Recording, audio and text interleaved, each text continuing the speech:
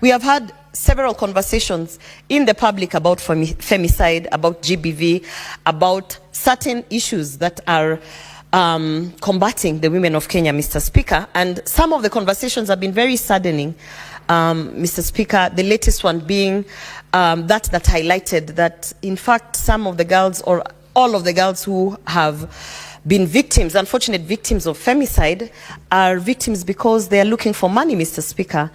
As I have seen that the CS nominee of gender has been approved by the committee in the National Assembly, Mr. Speaker, I would like to encourage the legislators, in line with this high-level political forum report, to sit down with the CS nominee for gender, because they have approved her as a committee, Mr. Speaker, and perhaps sensitize her on the Sustainable Development Goal number 5, which is to achieve gender equality with regards to certain matters as femicide.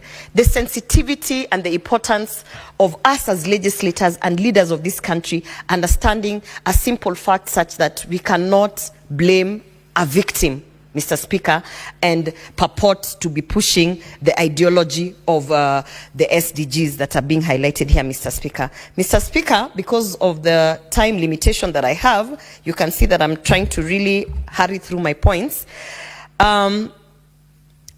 I want to talk about Sustainable Goal 8, which is decent work and the economic growth in this country, Mr. Speaker. Mr. Speaker, the Kenya Kwanza government has really tried, in terms of this SDG, to provide a program under the Labor Export Program, Mr. Speaker, where we have the GTG, our Minister for Labor, going out to negotiate with other governments to try and, ring fence certain jobs, whether it is manual laborer jobs, whether it is plant operator jobs, drivers, and all these other jobs of dignity out there, so that our youth and the many Kenyans who are jobless can be able to go abroad and offer their skill set to those particular economies while they earn money, Mr. Speaker. Mr. Speaker, I want to say, under this SDG Goal 8, Mr. Speaker, it is very unfortunate that we as a government have really intentionally tried to push this SDG to go out and ring fence all the jobs that we have there, Mr. Speaker, whether in Saudi Arabia, in Dubai, Germany, Canada, Mr. Speaker, all these other places. And it is so unfortunate to see the holders of these offices that are there, including the Ministry of Labor, butchering a well-intended program, Mr. Speaker. The fact that we have had a series of so many highlights of the fraudulent activities of agents who are colluding with some of the officers, including high officers at the Ministry of Labor, to con Kenyans, Mr. Speaker. Kenyans who are innocently trying to go out to seek a dignified living by working on these jobs that the government has purportedly gone out to look for, Mr. Speaker. I want to just take this opportunity to say that it is a shame that as the holders of this government, Mr. Speaker, I'm speaking from a point of government, Mr. Speaker. I have been nominated by this government to represent women.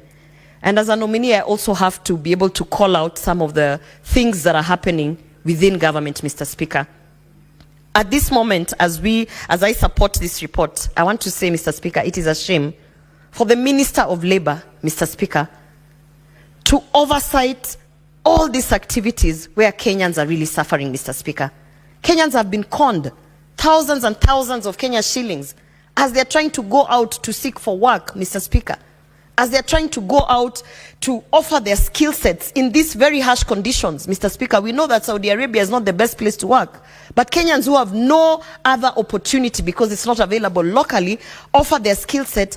But we as government, under the Ministry of Labor, Mr. Speaker, are actually not safeguarding our Kenyans, Mr. Speaker. And so I even want to congratulate the sponsor of the Labor Migration Bill, Mr. Speaker, and when that bill comes to the floor of the House, because I know it is on second reading, I do hope that we all pass it, Mr. Speaker, because then we'll be able to deal with curbing all these fraudulent activities, some of them that are brewing, Mr. Speaker, all the way to the office of the Cabinet Secretary, Mr. Speaker.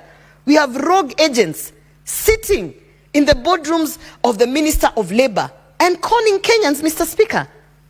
I have had the unfortunate experience of actually gathering Kenyans from Bobasi constituency telling them that the government has provided a really good program to ensure that they get jobs out there, Mr. Speaker, only to deliver them to the hands of conmen who are sitting in the Ministry of Labor, Mr. Speaker. So on a day like today when I'm supporting this report, I want to take this opportunity, Mr. Speaker, again, to ask my party leader, because it is an ongoing issue, to ask my party leader to really stop whatever he's doing and look into this issue of the labor migration, Mr. Speaker. Because what is happening is we are not only sending Kenyans to conmen, but we are harboring thieves, we are harboring conmen in the name of cabinet secretaries and government officers, Mr. Speaker. And it is unfortunate. I feel very embarrassed sometimes to have to stand and speak like this about a government that I support, about a government that has nominated me, Mr. Speaker. But I want to say that there are things that I draw the line, Mr. Speaker, on that point, Mr. Speaker. So today, as I support this report on the which, by the way, has been tabled by the delegation. Mr. Speaker, you know me, I don't get the opportunity to be in any delegation that goes anywhere, Mr. Speaker. So my work is to wait for their reports. When they bring their reports to the House, I read the reports, and then I'm like, oh, is that what you guys went to do in Maputo? Is that what you guys went to do in... But I don't tire. I don't tire because I also believe God has put me here for a reason. So for all other delegations that are going, I continue to urge you to send me the reports. While you go out there and represent us, I will be here supporting the reports and pushing the agenda, Mr. Speaker, because I believe that is why God has put me here.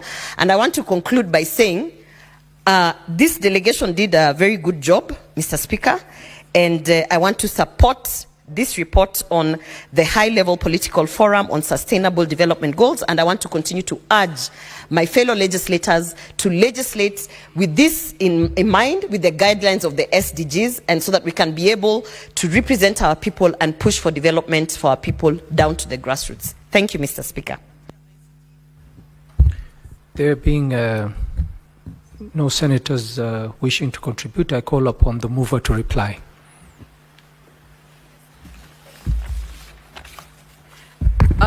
Thank you, Mr. Speaker, and due to time, I really want to thank my dear colleagues, Senator Gloria, Senator Cherargei, and Senator Kajwang, for their rich input. I have really noted the rich and quite a very good, should I say, input and advisory from Senator Gloria on economic growth. That is, an economic SDG 8 touches also on youth employment, equal pay and labor rights, also on tourism and job creation. I really want to thank her